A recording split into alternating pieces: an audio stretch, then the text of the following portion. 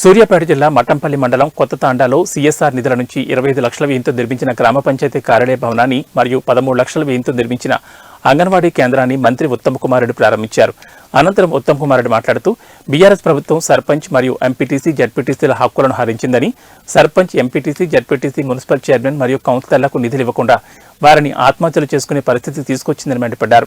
కాంగ్రెస్ ప్రభుత్వం హయాంలో స్థానిక సంస్థలను బలపరిచి అన్ని విధాలుగా అందరికీ న్యాయం చేస్తామని హామీ ఇచ్చారు. కేసీఆర్ ఒక నియంతలా వ్యవహరించాడని, గత 30 సంవత్సరాలుగా ప్రజాక్షేత్రంలో ఉన్నానని, ఎంపీగా ఉన్న సమయంలో రాష్ట్ర ప్రభుత్వ ప్రమేయం లేకుండా నేరుగా ఢిల్లీ నుంచి పవర్ ఫైనాన్స్ కార్పొరేషన్ నిధుల ద్వారా దాదాపు 20 గ్రామాలకు పంచాయతీ భవనం కోసం 25 లక్షలు, అంగన్వాడీ భవనం కోసం 10 లక్షలు మంజూరు చేయించారని గుర్తు చేశారు.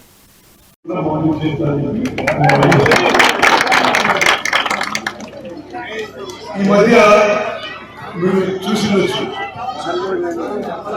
మాజీ మంత్రి కేటీఆర్ గారు గ్రామ పంచాయతీలు, సర్పంచులు బిల్లులు రాలేదు.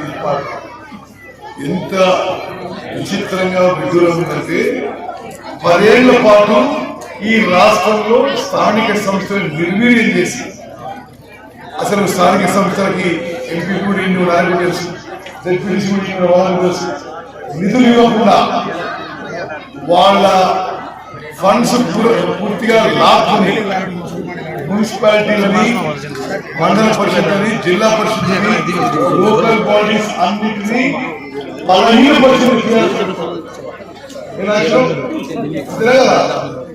మరి అదేవిధంగా 15th ఫైనాన్స్ కమిషన్ లో గ్రామ పంచాయతీలకు న్యాయం జరగలేదు. సర్పంచుల అటగోలు ఇదే చెప్పిండ్రు, కలెక్టర్ వచ్చి పెట్టిండ్రు, చేయకుండా సస్పెండ్ చేస్తున్నారు, చేసిన బిల్లు ఇవ్వలేదు.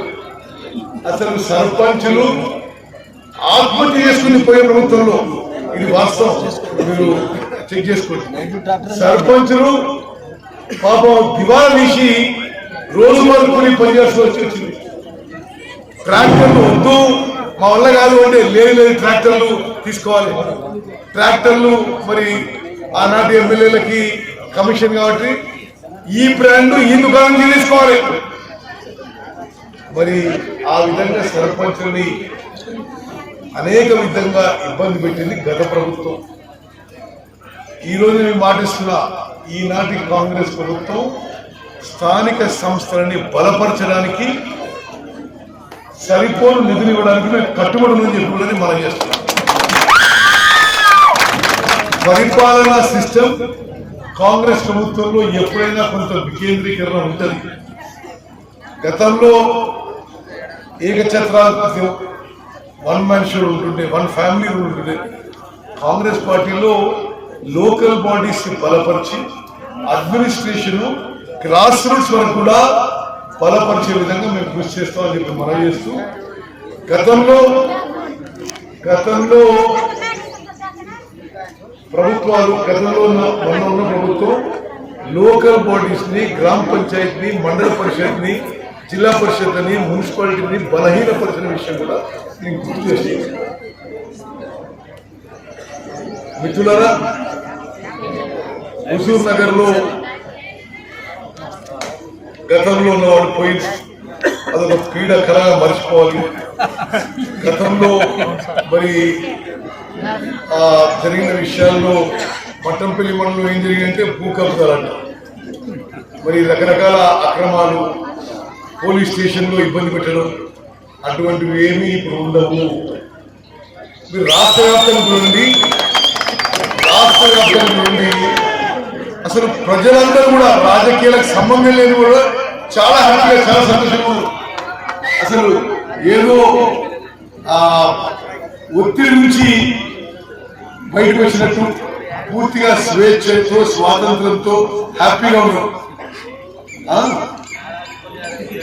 ఎందుకంటే గత ప్రభుత్వాలు ఒక నిరంకుశ నియంత్రిత పరిపాలన, ఒక అడ్డగోలు పరిపాలన జరిగింది.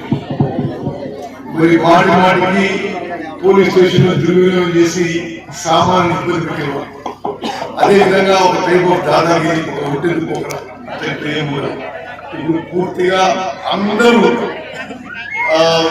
ఫ్రీ ఫేర్ గా ఉండే పరిపాలన.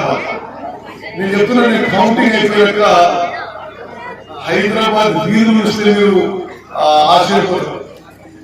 జనం బయటకు వచ్చి టీఆర్ఎస్ పార్టీ పనైపోయింది, కాంగ్రెస్ పార్టీ గెలిచిందని స్వచ్ఛందంగా ప్రజలందరూ రోడ్ల మీద వచ్చి సెలబ్రేట్ చేస్తున్నారు. ప్రత్యేకంగా ఎంప్లాయీస్, అన్ని శాఖల ఎంప్లాయీస్, మరి పోలీసు, రెవెన్యూ, అన్ని శాఖల ఎంప్లాయీస్ కూడా అసలు పూర్తిగా స్వేచ్ఛ స్వాతంత్రం మరి ఉంది. పూర్తిగా కాంగ్రెస్ రావడం చాలా ఆనందంగా సంతోషంగా ఉందని చెప్పి అభిప్రాయం కలిగించారు. మిత్రులారా, మనం చేస్తా హుజూర్ నగర్ కాన్స్టిట్యున్సీ